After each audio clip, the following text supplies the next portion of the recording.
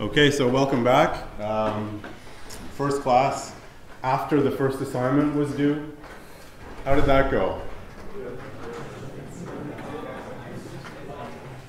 Okay, so the people who did well said, yay, good.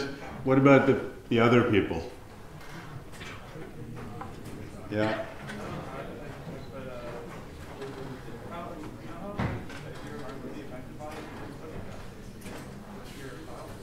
I forget exactly what the grading scheme is with respect to the test output versus the actual code, but there will be a penalty there. So the demonstrating testing of your code is important. Okay. Any questions or comments for me about that assignment? Yeah. Why do you use the bytes and kilobytes as 1,000 times instead of 1,024? No reason. So I used metric bytes and kilobytes because, well, they're metric, and I don't see the fact that 1024 is a power of 2 is not a compelling enough reason for me to think that we should do something different when measuring bytes than measuring all these other units that the Système International standardized nearly 100 years ago. So it's thinking that way that got us to systems with feet and inches and pounds and ounces, thinking that all these things were special. So I don't consider measuring bytes to be any more special than those things. But every computer uses the 1024, so again, it's like saying everybody in the country knows the length of the king's foot, so we'll use that as a measurement. Just because every computer knows it doesn't mean it's the right way to do it. But that's a philosophical debate. And indeed, not everybody uses it. For example, hard drive manufacturers typically use just powers of 1,000 because it gives them a bigger capacity to write on the outside of their hard drive. Okay. Any other questions? No? Good.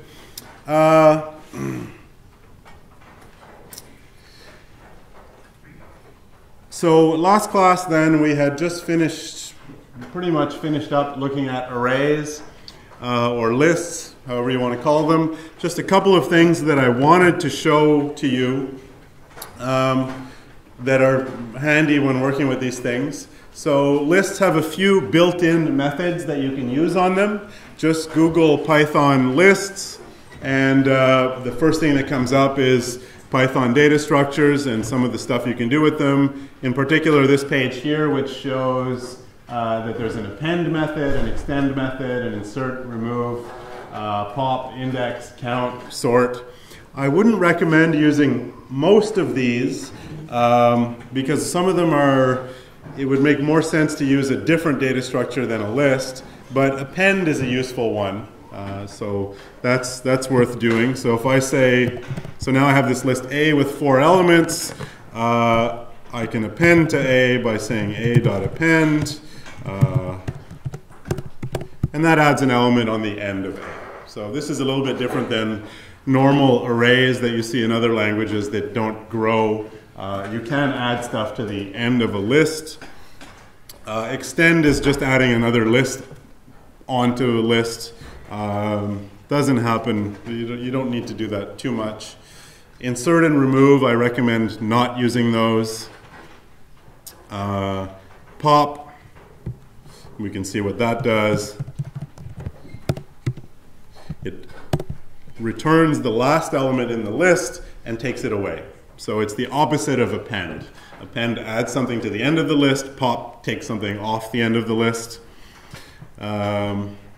Index and count, the lists are not the best thing to be using those on. One thing that's useful though is to sort. So I can sort a list, gives me something like that. So it sorts using whatever the default order is for the things in the list. In this case, the things in the list are strings. And so it sorted them into alphabetical order. Let's reset A to what it was before. And sometimes more useful than sorting the list is to get a sorted version of the list. And you can use that with the Python built-in method called sorted, which returns another list which is sorted. Contains the same elements but is sorted. So here we get this sorted list, but A itself is unchanged. Okay. And sometimes you want to reverse a list. So that reverses it. You can do that twice. Get back the original list. And I believe there's a built-in method, if I remember correctly, called reversed, which reverses the list, but it's not immediately obvious what happens here. So if I say for x in reversed A, print x, the elements come out printed in reverse order. Okay. And then one last thing that you might want to do with lists is what's called reducing them. So sometimes you want to take a whole list and reduce it to a single number. And so there's a few ways to do that. You can do that with a for loop, but there's also a built-in method called reduce, which is interesting because it's actually used a lot nowadays in big data processing as a mechanism of processing tons and tons of data. So it's worth it to see it. And the way reduce works is it takes two arguments. One is a list, and the other is a function to use to reduce. So it's best explained by an example. So let's say we'll define a function called sum. It takes two arguments, x and y, and it adds them together. So now we have sum of 3 and 4, that's 7. So sum is just a way of adding things together. We've just defined this function to do this. And now let's make a list which contains the integers 1 through 10. And now suppose what we want to do is add up all of these integers. So you could do that with a for loop, but you can also do it with what's called this reduce operation, which takes the list and turns it into one item. And you say reduce A using the sum operation. Wrong way. Reduce using sum, the element A, the list A. Sorry, I got the arguments, the order wrong. First thing you specify is the operation. Second thing you specify is the list that you want to reduce. And what it does is it goes through this list and takes the first two elements and applies that operation. In this case, it adds them together. 1 and 2 gives 3. And then it takes the next element and applies it with the result of that first one. So now it adds 3 and 3. That gives 6. And then it takes the next element, which is 4, and does that operation again. So we have 6 and 4 gives 10, and so on until it gets the total sum of all these things in this list, which is 55. Okay. So a lot of things you want to do on lists, or even on a sequence of numbers, which you usually get by making a range in Python, you just do this reduce operation with the appropriate operator. So it just scans it from left to right, and it's really implemented as a for loop, which keeps track of the sum so far, and then keeps adding, applying this operation to that plus the next element. Is that clear? Yeah.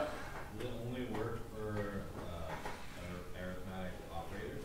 No, you can do all kinds of things. So, for example, we know that strings, if you add them together, it concatenates them, right? So let's see what happens if we go back and we'll set A again. There it is. So now if we reduce this A, using the sum operation, that should still make sense because it's going to add together EH and BEE, and then it's going to take that and add on SEE, and then it's going to take that and add on DEE. And indeed, that's what happens. You get the concatenation of all the things in this list. Okay. Which is, of course, the equivalent of, we've seen a different way to do this. Join does the same thing, but if you specify a join without any separator, you get the same thing. So lists can have anything in it. What's important is that the function that you supply, in this case we wrote a function called sum, has to take 2 arguments, and I mean it has to be able to handle whatever's in the list that you're applying it to. Yep. Would difference in product work the same way? Difference in product can do this. It can work the same way. Now just be careful if you do difference.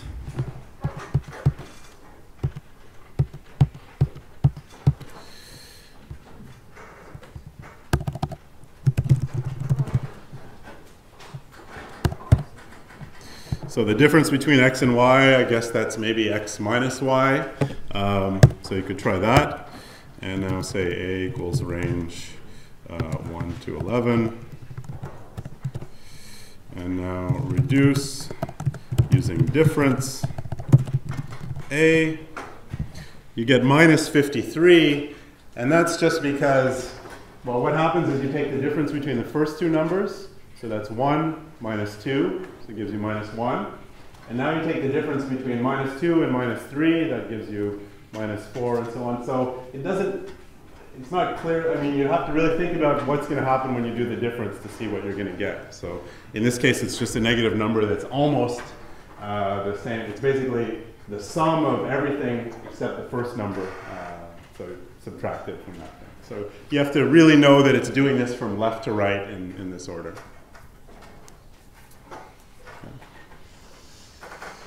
Okay, good.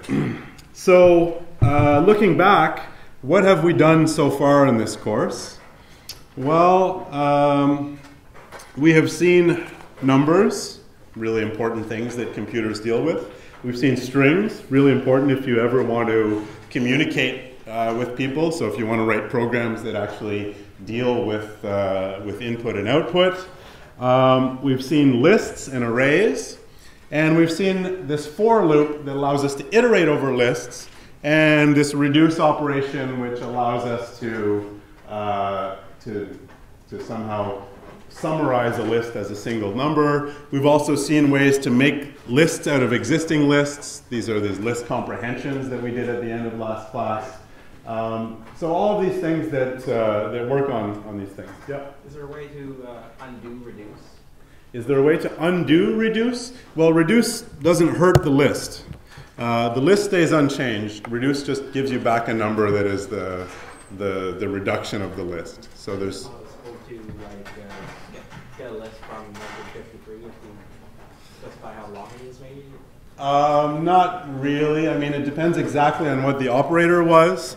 So the question is, you know, if I just give you the summary of the list, minus 53, can you get back the list? And it really depends what the operator was. For things like sum, that's not possible because there's many, many lists whose sum is 55, for example. So there's no unique way to get that back. You lose some information when you summarize a list this way. Yep. You're sorry, you're going to have to talk louder.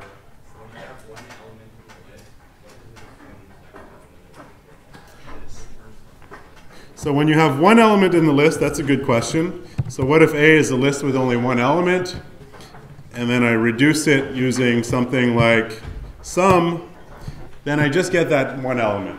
In fact, the operation sum never happens. The more dangerous thing is if A is a list containing 0 elements, and you try and reduce it, you get an error. And the error actually tells you something useful. It says, I tried to use reduce on an empty sequence and no initial value. So it has no idea what to do, right? There's no data given at all. Because that's a fairly common thing, reduce actually takes an optional third argument, which is what the result should be if it's evaluated on an empty list.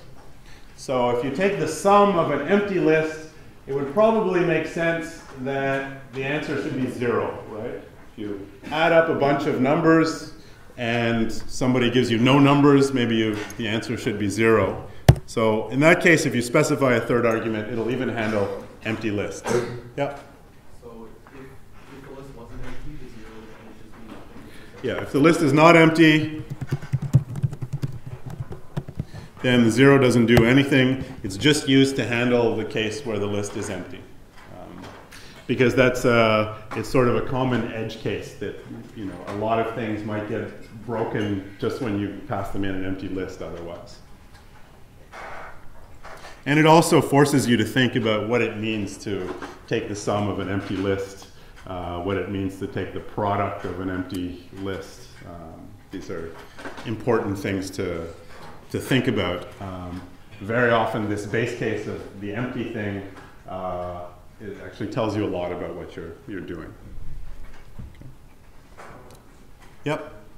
What would happen if you had a multi-dimensional array? Would it do each separate part of it?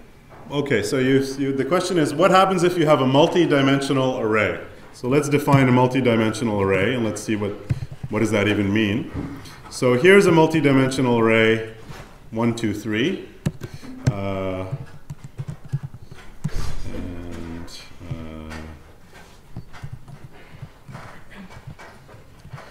So what is a multi-dimensional array, first of all? Well, in Python, a multi-dimensional array or a list is just a list of lists.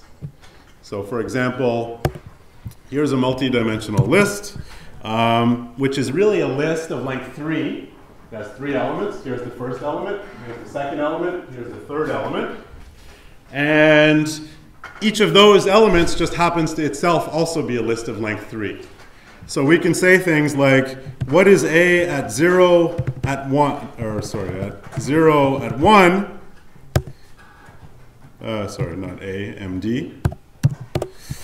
And the answer is 2, because at position 0 in A, or in MD rather, is a list that contains 1, 2, 3, and then at position 1 in that list is the integer 2. Okay, so we can index these multidimensional arrays. But now, what happens if we take a sum of this thing? So what do you think happens? Would that be together with the individual lists inside it? What's that? Would that be together with the lists inside of it? Yes. So what happens when you add 2 lists? You get the concatenation of the 2 lists. So the sum is going to add together the first list and the second list, and then it's going to add together that thing with the third list. So ultimately, it's going to flatten this thing into a one-dimensional list. Let's see if that's true.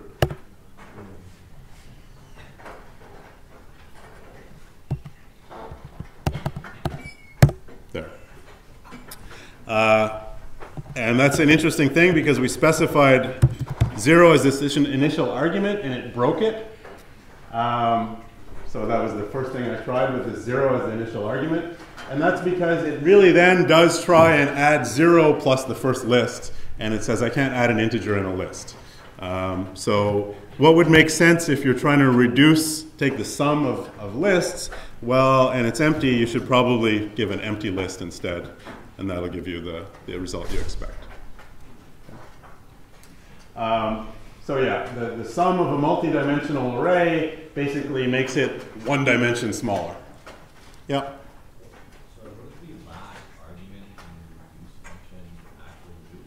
So think of it as putting an element before anything else in the list. So in this case, you can think of it as when we tried to reduce with this 0 here, it was like we were reducing a list that started with 0 and then had the 1, 2, 3, 4, 5, 6, 7, 8, 9. Okay. So that's sort of a funny looking list that This is sort of a funny looking list that starts with a 0, but then it's got lists inside of it. And so the first thing it tried to do is add 0 and the list 1, 2, 3, and it says I don't know how to do that. I can only add 2 lists together, or I can add 2 numbers together, but not a number and a list. So that optional argument, it's like it prepends it to the list, so you're never applying it to an empty list. And so if the list was empty, then that's just the argument that comes back. Okay. Good. Other questions? Yep.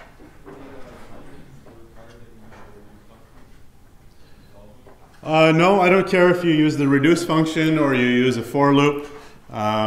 What you'll find typically, though, is that the reduce function is one line and a little bit less error prone if you remember to use the third argument.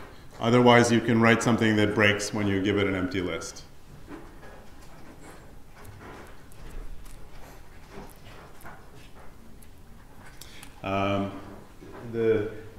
The argument in favor of using reduce over a for loop is if you have several of these things, usually what happens is you write a for loop to do one of them, and when you do the next, let's say you want to write one that takes the sum of a list, one that takes the product, one that does something else, you find yourself writing the same for loop over and over. And anytime you find that you're writing the same piece of code, if you find yourself cutting and pasting code, that's usually a sign that you're doing something redundant or wasteful. Either that, in this case, that type of code already exists in the reduce function, and if it doesn't exist, then you should turn it into a function, then just reuse that function rather than cutting and pasting the same kind of code over and over. All right, so from what we've seen so far, we do not yet have a language that is so-called Turing complete. So using arrays and strings and reduce and list comprehensions and so on, for example, we can't write a program that runs forever. That's one thing that's not possible to do using only these constructs. For that, we'll have to introduce a couple of new control structures. One of the ones I'd like to show you is if statements. So if you've programmed in any language before, you have seen these. The Python ones are similar, but they have a sort of central clause that we'll take a look at. So let's open comp 1405, copy. Today is the 16th.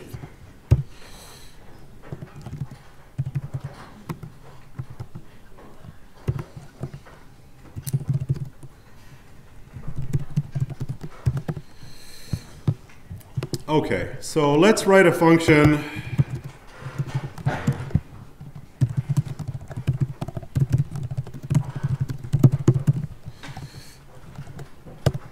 called ABS, which returns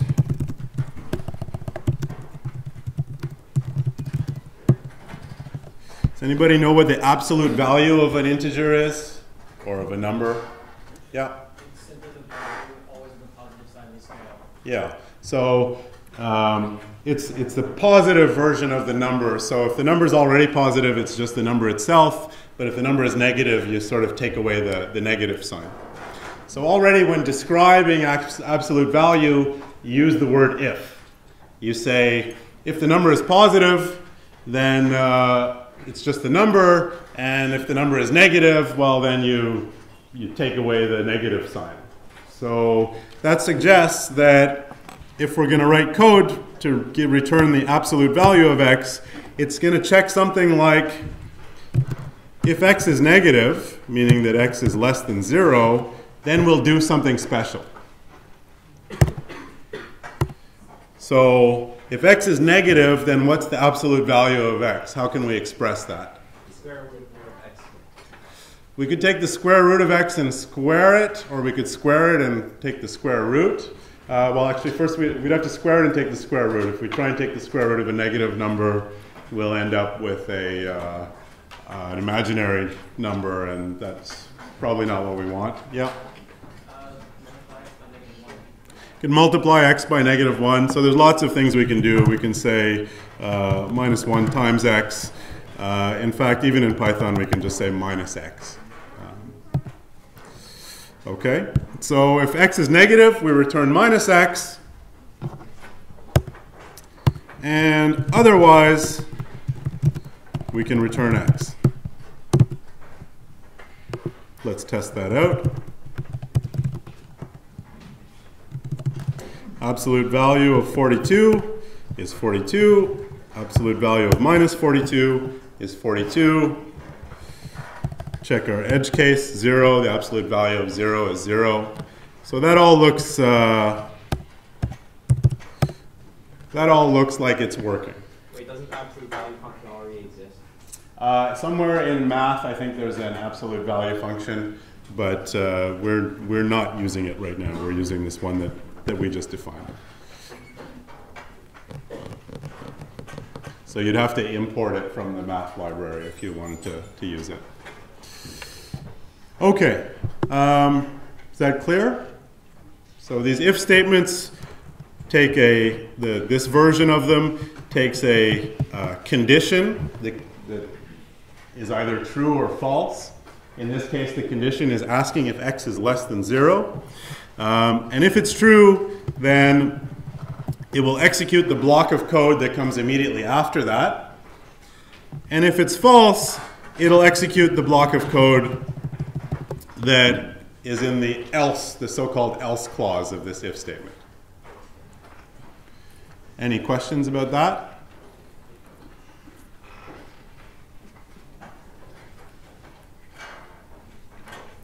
No? Can anybody see a way to write this in a little bit shorter way?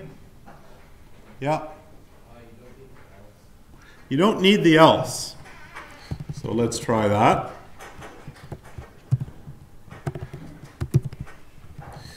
So the claim is we don't need the else. Now, why is that?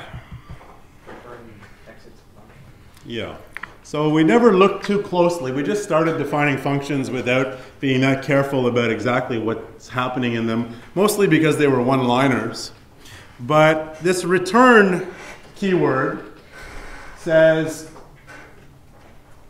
this function that you're executing now, I want it to stop executing and return this value, minus x. So really it says output minus x and stop running. So whenever there's a return statement, if that statement executes, nothing else happens inside that function after that. So this version of the code does exactly the same thing. Because if this if statement is true, then we immediately return minus x. And if it's not true, so if x is not less than 0, well then we move on to the next line of code and just return x. Okay, that clear? We can check that.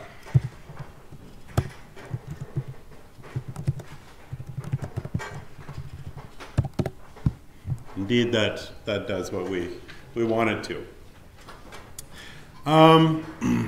Some people do not like to have more than one return statement in a function. So sometimes people like to have exactly one return statement inside every function, and that should be at the end of the function. Do you see a way of doing that here? Yeah, so how would we do that here?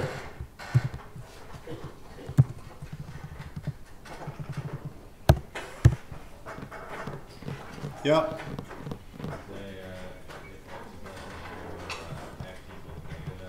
Yeah.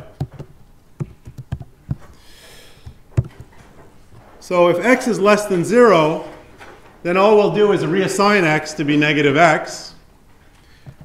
And now, by the time we get to this line, Well, we know x is not less than 0 anymore. X is definitely 0 or a positive number, and so then we can just safely return the value of x. Yeah? So if it recognizes that x is less than 0, then it'll just ignore the last return line? No, it definitely, the last return line will happen. It will always happen, in fact. But it just wouldn't change its value because... Oh yes, so if x is less than 0, then this is the line of code that executes. X gets reset to minus x, which means now it's bigger than 0. And if x is not less than 0, it skips that line of code and goes to the return line. So in either case, the return happens. It's just a question of whether or not this line of code gets executed or not. Yep. Do you care if we have a return? I don't particularly care, but some people do. The TAs won't dock you marks for that. It sort of comes from a tradition of programming languages where sometimes you needed to clean things up before exiting a function. So a function might have allocate some resources as it goes along, and before it returns it should unallocate those resources. And so you want to make sure it runs right through beginning to end, so everything that gets allocated gets freed. Nowadays it's a little more just about style and making it maybe a little easier to follow what's happening inside a function. Yeah. Is it more efficient to do either one? I wouldn't worry too much about the efficiency. It doesn't make a big difference. This, if you want to get really technical, this version is the most efficient. The one which the one which returns here or here. Although if you have an optimizing compiler, it'll recognize that these two things are doing the same thing. So I would do whatever is the most readable and easy to understand rather than worry about efficiency in this case. Okay?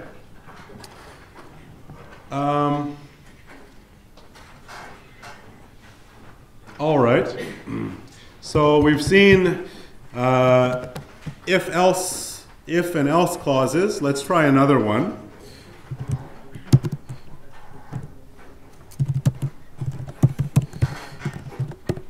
So accountants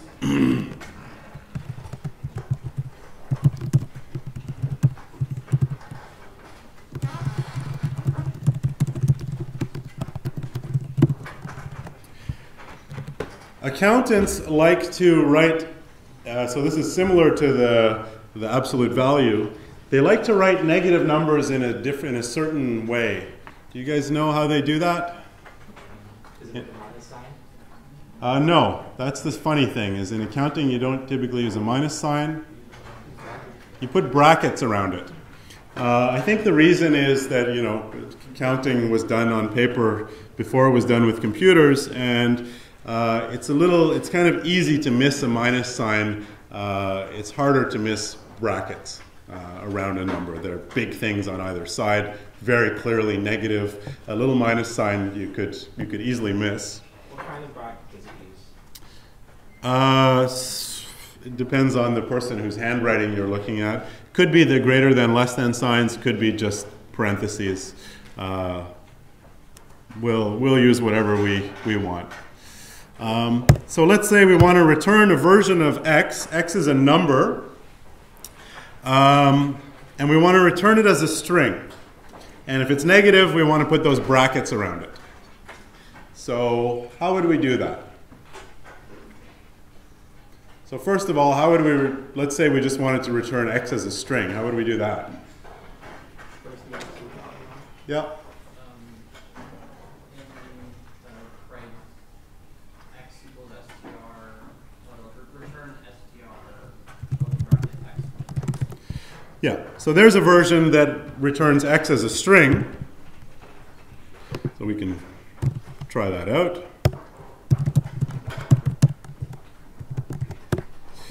And so we put in the integer 42, and what came out is the string 42. You can tell the difference because this one has the quotes around it. Whereas if I just say 42, then there's no quotes around it. That's the integer. All right, so far that works. We know how to convert it to a string. Now, what if we want to add the rest of the functionality, which is that if it's a negative number, it should be surrounded by these parentheses.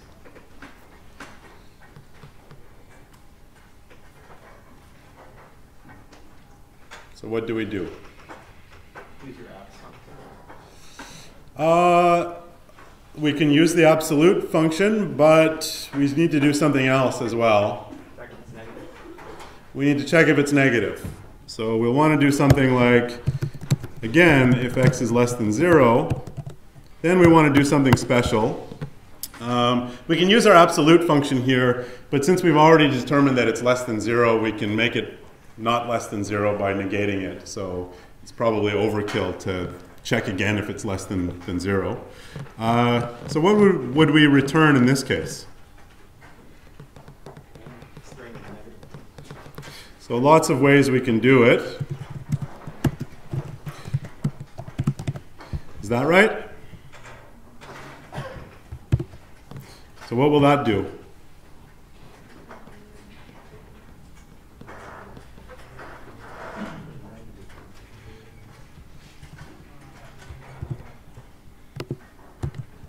Let's try. So it doesn't do anything for positive numbers. And for negative numbers, well, it negates them and then returns them as a string. So it's printing the string version of the absolute value. That's not quite what we wanted. What do we need to add to this? The brackets. So how do we do that? Plus sign. So we can add strings together, right? And that concatenates them. So we have the version of x as a string, or in fact minus x as a string. So we want to put the brackets around it. So I don't know, maybe we'll use these brackets.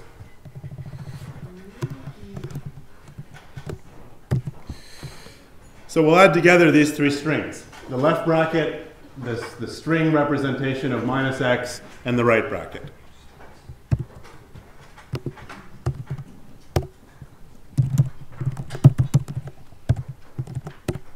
And indeed, that does what we want. So you give it a negative number, and it formats it with these brackets around it. Okay. Here's a challenge for us, and that illustrates a bit more of Python's if-else mechanism. Let's write a function that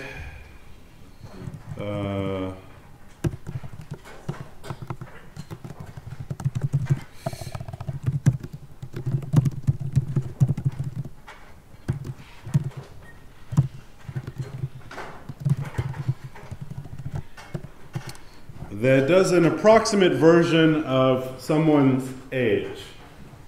So here's what I'd like this function to do, and now I'm just describing it in comments here.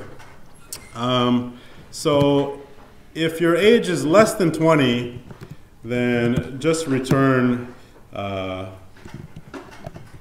string representation of n. So this is an age n expressed in years. So if n is less than 20, then I'd like to return a string representation of n. If n is between 20 and 30, so let's say 20 is less than or equal to n, which is less than 30, then I would like to return just the string 20-something. And if n is between 30 and 40, I'd like to return 30-something. And if n is bigger than 40, or bigger than or equal to 40,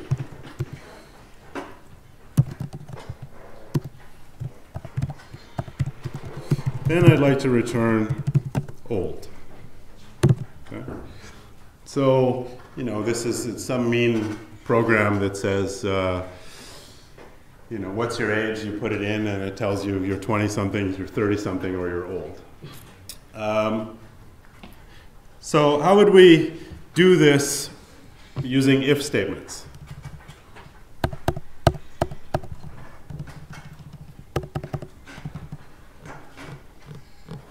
Yep. Okay, if and else ifs. So, so let's try and do the fancy version where there's just one final return value. We only return in one place. Let's try and make it this fancily structured version. And so, okay, so what's the first if statement going to check? If it's less than 20. Okay, so if n is less than 20, then the thing we want to return is just the string representation of n.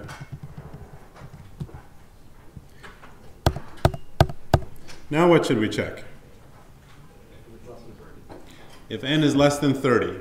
So by now, we should have determined that n is not less than 20. So we want a piece of code that will only execute if n is not less than 20. And Python has a shorthand for this if you're writing a whole string of these, and that is the elif clause. So this says, you know, if that previous condition was not true, then check this condition, and this condition is n is less than 30. And if that's true,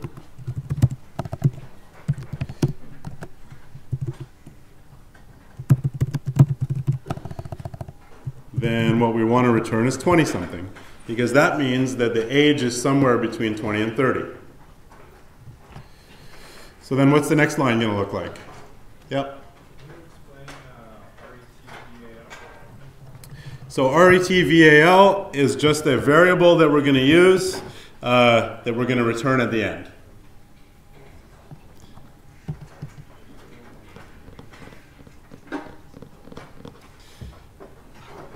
So extrapolating from this, what's the next statement going to look like? Yeah. Else, if n is less than 40, elif n is less than 40, then the return value is 30-something. And then finally, if n is not less than 20, it's not less than 30, it's not less than 40, then it's bigger than or equal to 40. So we have the default thing that should execute if nothing else happens. Then the return value will be old. Okay.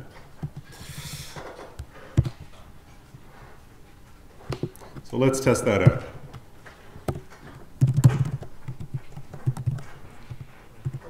So 13, format age 13 returns the string 13.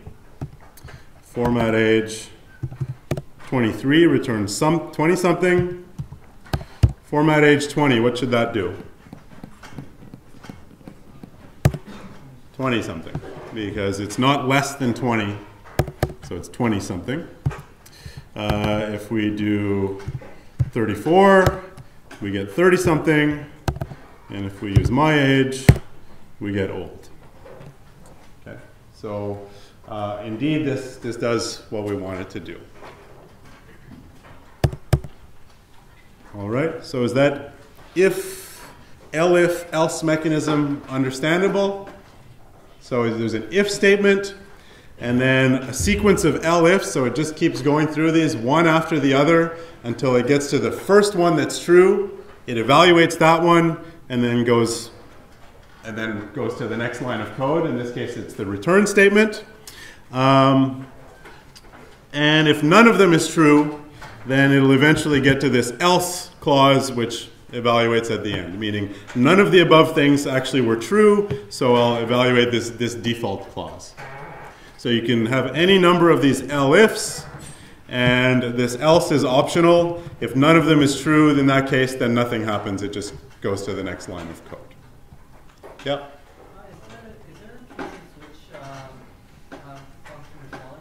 Python does not have switch in case. You use elifs for that kind of thing. Okay, good. Of course, if you're going to use if statements, then you're going to be doing things like things that return true or false values.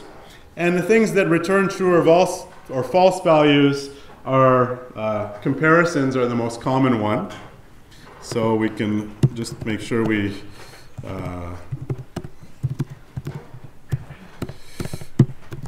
so if x is 42 and y is 17, is x less than y?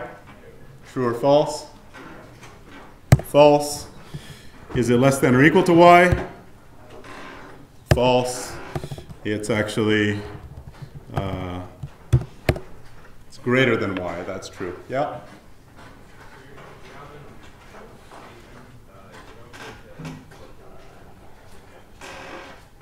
If you have an else statement, is it okay to what? Well, it's always okay to put the, I mean, I'm not going to punish you if all you did was return statements here. But the only reason I did it this way is that if you put the return statements here, then actually this elif is unnecessary, because it'll basically, the first one that's true, it'll return, and it won't even check the remaining ones. You could just have a sequence of if statements in that case. If you're just gonna replace these with return statements, then you don't need any of this elif or even else. It's just a sequence of if statements would be sufficient.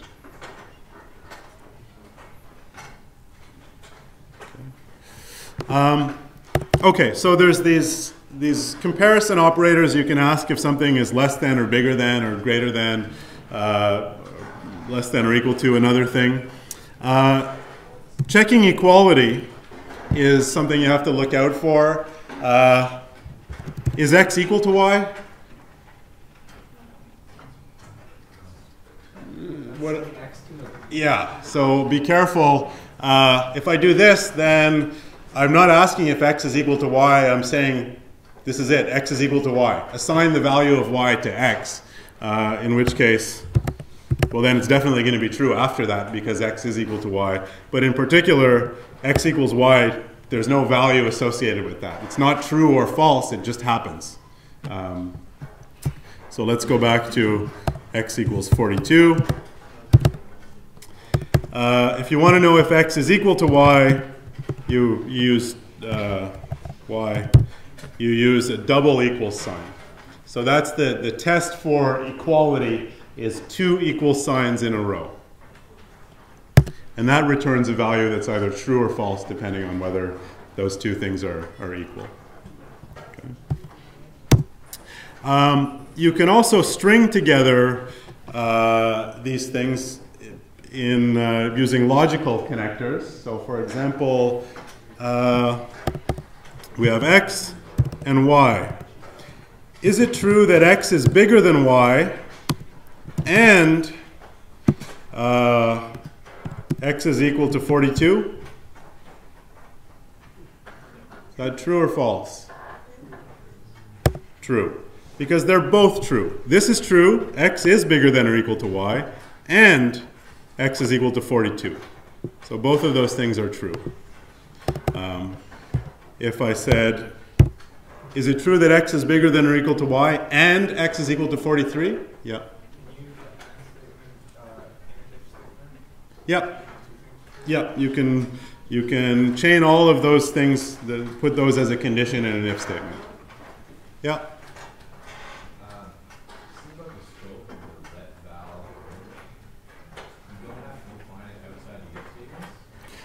No. Anything you define, if you formally, any variable that you define inside of a function like this, it has a scope that survives as long as the function. So even though it's in an inner block of that if statement, its scope actually lasts till the end of the function. Unlike things like Java, where you would have to declare the variable retval outside of all of those if statements. Here it's not the case. Okay, so x is bigger than y, but x is not equal to 43, so that's false. What if I ask if x is bigger than y or x is equal to 43? So x is bigger than y, but x is not equal to 43. So we're saying true or false. And that's true. Okay? So and or work the way, sort of the way you think. If you take true and true, you get true, but if you take true and false, you get false. So for an AND condition to evaluate to true, both its arguments have to be true. For an OR to evaluate to true, only one of its arguments has to be true. In fact, the hard thing with ORs is to get them to be false, because both of their arguments have to be false. So there's sort of 4 possibilities for the arguments. For AND statements, there's only one of those possibilities that makes it true. And for OR statements, there's only one that makes it false. And notice that's quite a bit different than Java. Java uses vertical bars and ampersands. Many other languages do. Here you just use the word and or. They're special keywords. Okay. Still, though, we don't know enough to make a program that runs forever. Well, we don't know about while yet. So I haven't shown you while yet. So we need the final thing that makes this language complete is some kind of unbounded, what's called unbounded iteration. So some kind of looping that continues until some arbitrary condition is met. And that's the while loop. So let's write a function that reads lines from the input, from the user, and concatenates them all together. So it'll keep reading lines of input until a blank line is entered.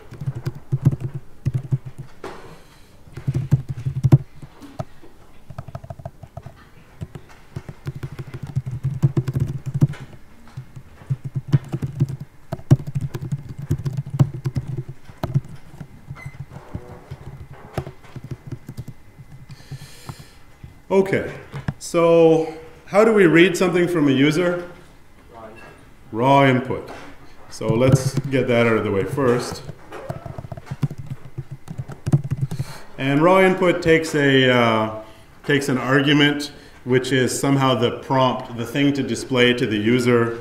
So let's just make up our own prompt. So that's how we would read one line. Now we want to read many lines, and we want to basically keep reading lines until we have nothing left to read, I guess. Or until the user enters a blank line. So there's this notion of we want to do this while line is not blank. So let's write that. That's a perfect thing to use a while loop for.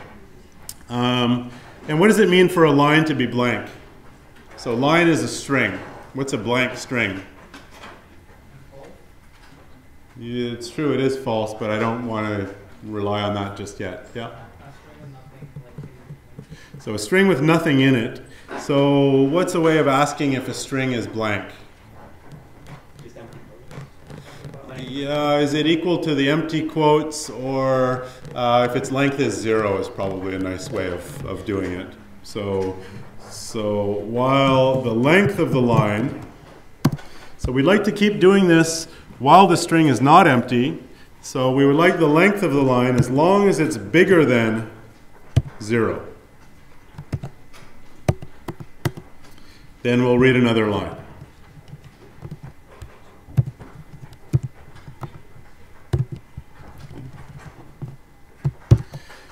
So this first reads one line. It'll always read one line.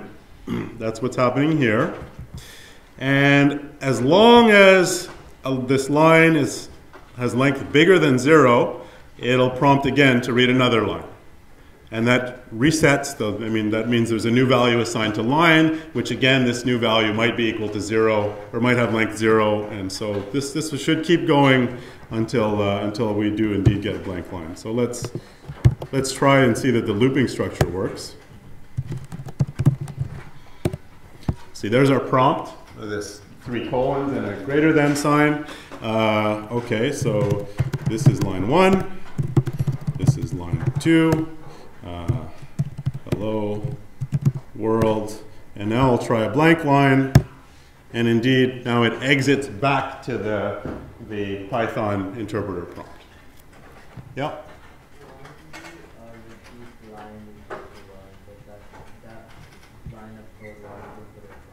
Why did I do it twice? Well, because I want to read at least one line, right?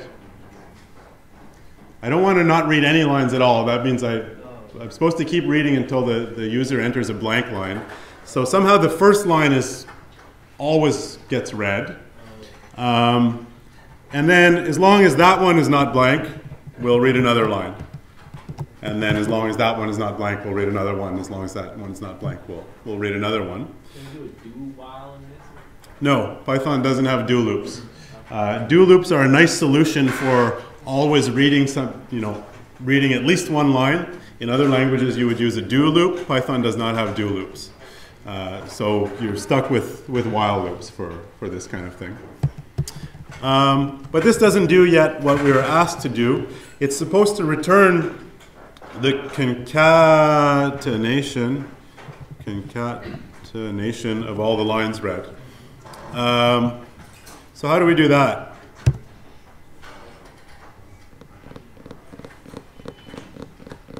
Yep.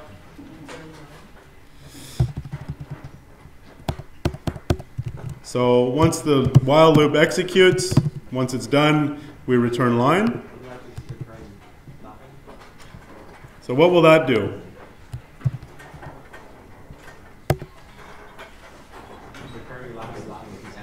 Yeah, so this will return the last line that was read, but actually the last line is always empty. So this will always return the empty string. We can check that.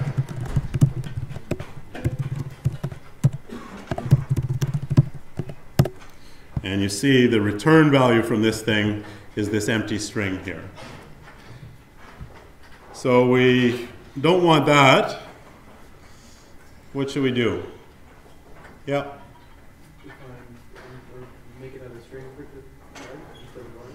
Yeah, so this is a fairly standard pattern where we're somehow accumulating data. This happens when you add up a bunch of numbers, or when in this case, we're trying to concatenate a bunch of lines. So what you usually define is an additional variable. It's called the accumulator. That is used to add all these things up. In this case, I'll call that variable lines with an S. And each time I read a line,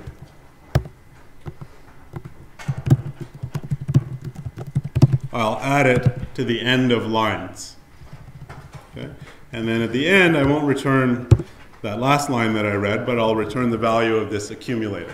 Yep. Can you do like 2 pluses, like increment, or? Not 2 pluses, but you can do plus equals. So we'll.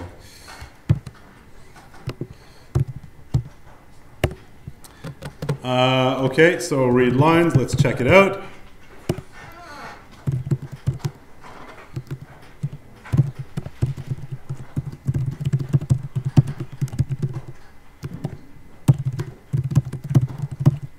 And now the blank line comes. And indeed, it concatenates all the lines of text that I wrote. Doesn't put any spacing or anything between them. So for example, line of somehow gets all smushed together. If you wanted to put spacing between them, you'd do something to do that. Lots of different ways to do this.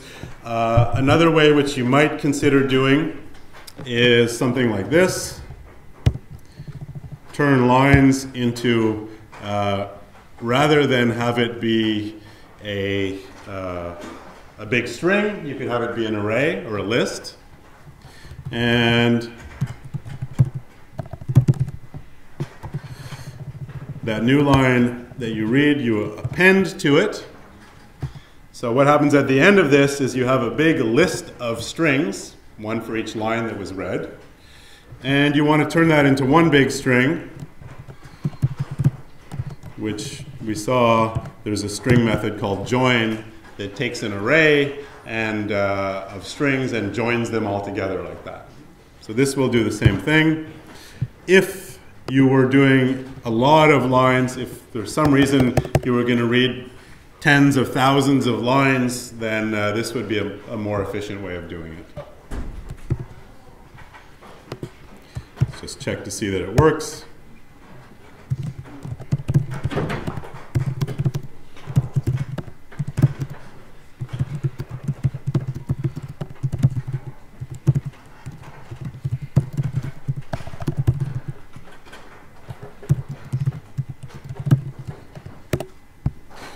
So that does the same thing as well.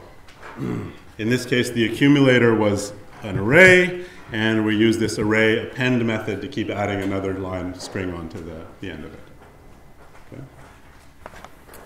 Okay. Good. So there's one example of a while loop. Now I would like to jump into the world of modern mathematics and just show you something that's, sort of fun thing to check. There's this thing called the Collatz Conjecture. Has anybody ever heard of it? So it's a funny thing because it's fairly easy to state. It says, we can look it up on Wikipedia.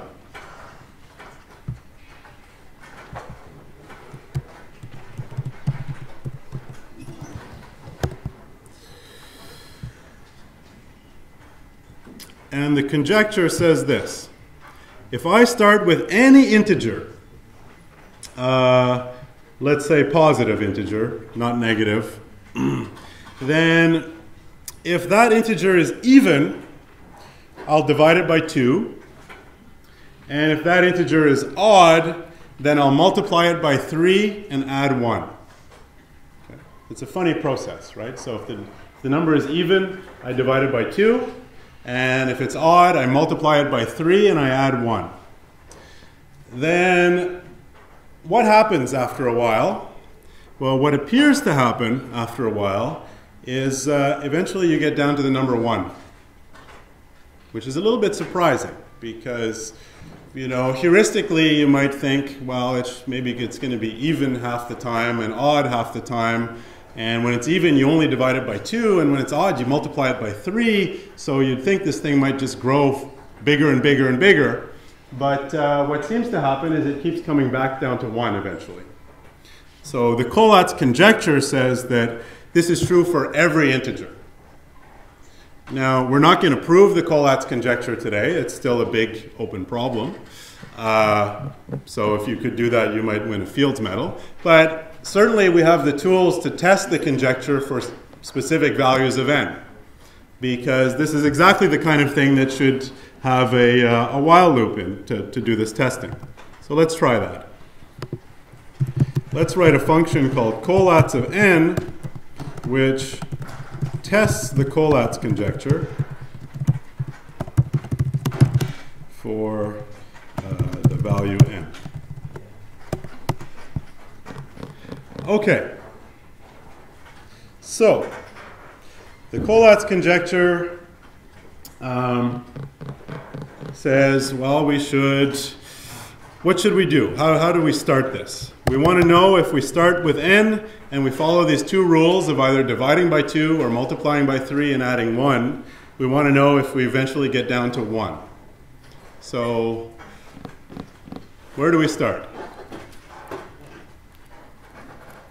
Yep. Okay, so we can figure out if n is even or odd. So we can start somehow at the interior of the problem, the individual steps, and say, okay, if n is odd, what is it, or if n is even, what does it mean for n to be even? Yeah, actually, if you look at the definition here, they say if n is congruent to 0 mod 2, that means that n mod 2 is equal to 0. So for even numbers, an even number mod 2 is equal to 0. So if n mod 2 is equal to 0, then the rule is we take n and we divide it by 2.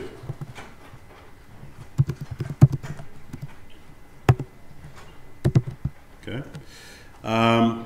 And we'll use integer division here. Otherwise, we'll get back a floating point number, and we don't want that. And we know that this is safe because we've checked that n is even. We only do this if n is even. And so you take an even number and you divide it by 2, you get an integer. You don't get something with there's no remainder, right?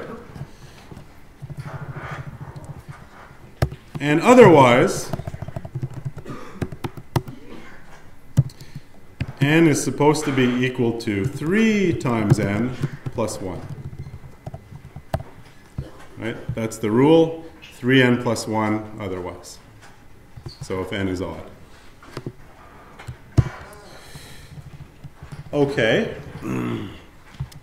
So this implements somehow the inner part of the Collatz, the rule for changing the value of n, but we want this to continue until n is equal to 1.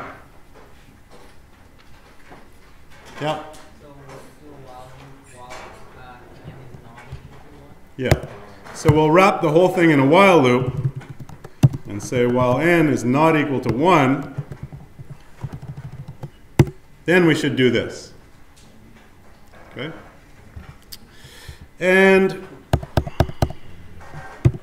this won't be terribly exciting if we just run this because either,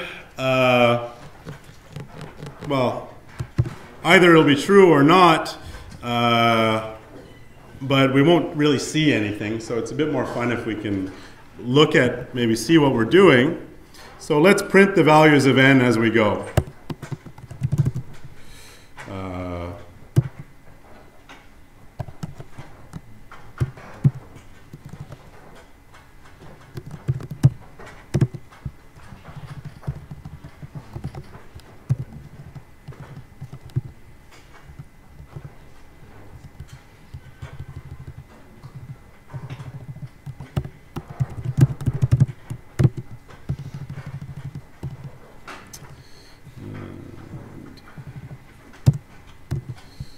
So let's try that out.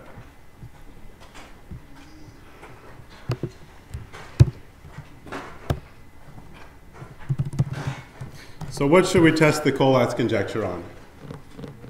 Biggest number you can get. Well, what's our favorite number? 2 to the power 41. 42. So there's the Collatz conjecture being checked for 42. 42 is even, you divide it by 2, you get 21. That's odd, you multiply by 3 and add 1, you get 64. Uh-oh, 64 is the power of 2. So that just goes 32, 16, 8, 4, 2, 1. So 42 is a pretty quick one. So I don't know, let's try 45,644. Seems to be true there too. You get that sequence of numbers. You know, that number was even, so we divided it by 2, which gave us another even number, which we divided by 2. So 45 we divided twice, and then got up to 34,000. But again, that's even. Division happens again. And eventually, we get down to the end where we hit 16. And then 16 is a power of 2, so we just count down from that point, 8, 4, 2, 1. So the Collatz conjecture is true for 42. It's true for 45,644. Want to give me another number to try? 61. True for 61. Want to give me another one? 102. It's true for 102. 117. True for 117. So it's true for How about 2 to the power 41 minus 1? 2 to the power 41. 31 minus 2 to the 31 minus 1.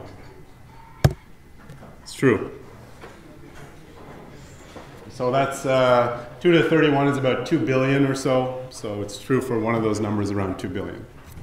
Now the conjecture though, so we can check it for various specific numbers. This is the code for it. But the conjecture says that it's true for all numbers, all integers, or all positive integers anyway. Can we write code to test the conjecture? Yeah?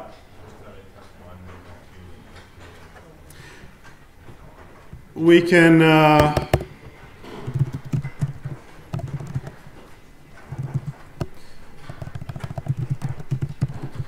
write code that will find a counterexample if there is one. Or it will get hung up on a counterexample if there is one, I guess is a more accurate way of saying it.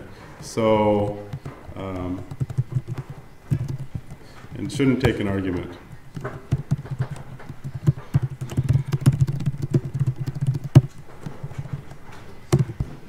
So I'm going to comment out these print statements.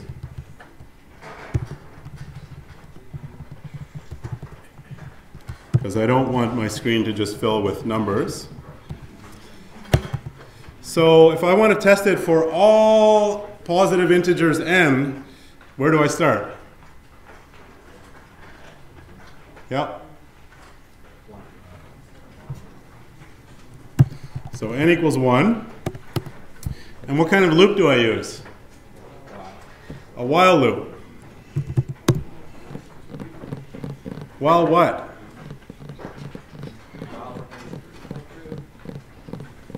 While true. So forever, basically, right? I want this to happen forever because I want to test this for all the infinitely many values of n. Why don't you just test it until the columns of the function return true? Well, here's the thing about the Collatz function. It only returns true. So it either returns true or it runs forever. So even if we find what we think is a counterexample, we won't really be sure. We'll just have this Collatz function that runs for a really long time, meaning that it must be making bigger and bigger numbers, but who knows? Maybe at some point it's going to hit a number that actually does collapse back down to 1. So even that, the Collatz function, we don't know, we don't have an upper bound on how long it would have to run before it's a proof that it's the conjecture is not true for this value of n. But in any case, if we see this thing hang on a particular value of n, we can then maybe look more closely at that value and try and study it. So we'll call Collatz of n. Maybe we should print n.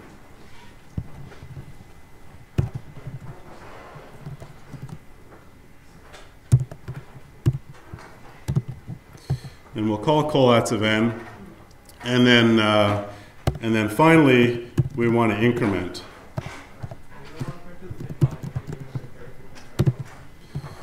I want to do what? Yes. And I'll do this carriage return trick. I don't know if you were shown this, but you'll see it in a second. All right, so let's test the Collatz conjecture.